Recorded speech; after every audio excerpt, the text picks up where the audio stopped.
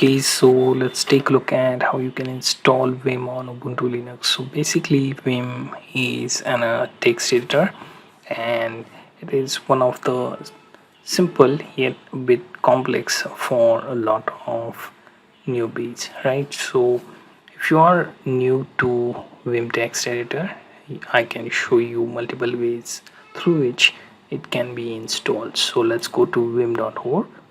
Here you can find the downloads page, and here you see option for various operating systems, right?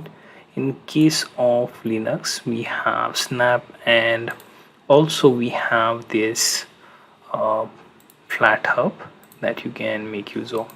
If you type in Vim here, it should show you the Snap for Vim, right? And you can simply copy the version, right? So currently the one here is now not much updated, so there doesn't seem to be a snap command for this, so we'll ignore that and move to, let's say, flat hub, and let's take a look at that. Here we have to find Vim, right? So we'll just search for Vim by typing. Now here you see Vim is there, and I can simply click on install button and it should download the flat hubs, right? So .flatpak is listed here, so you can now open this through your flat file store and install the app. So this is one method. Second being, we can make use of command prompt. Now here what we will do is we will type in sudo apt-get, then type in the sudo code, and you can see the list of repositories through which you can easily fetch this. Now one more thing we can do is sudo apt install vim-gtk3, right?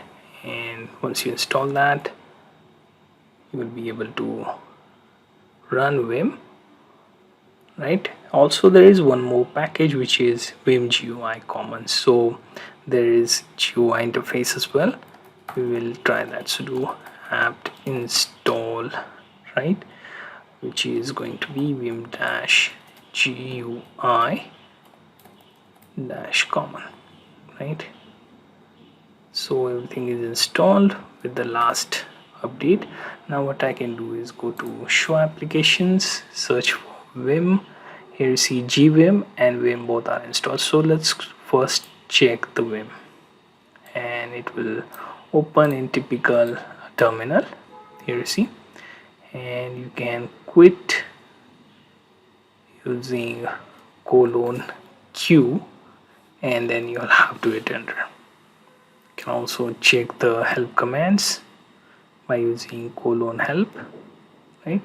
Now that we have closed this, next is we will try and open GUI interface for Gvim, and pretty much the same commands apply here, but here you can create new documents easily through a bit of user interface, right? So this is the installation of your Vim and Gvim packages, and you also learn how to open it through command line, also the GUI interface.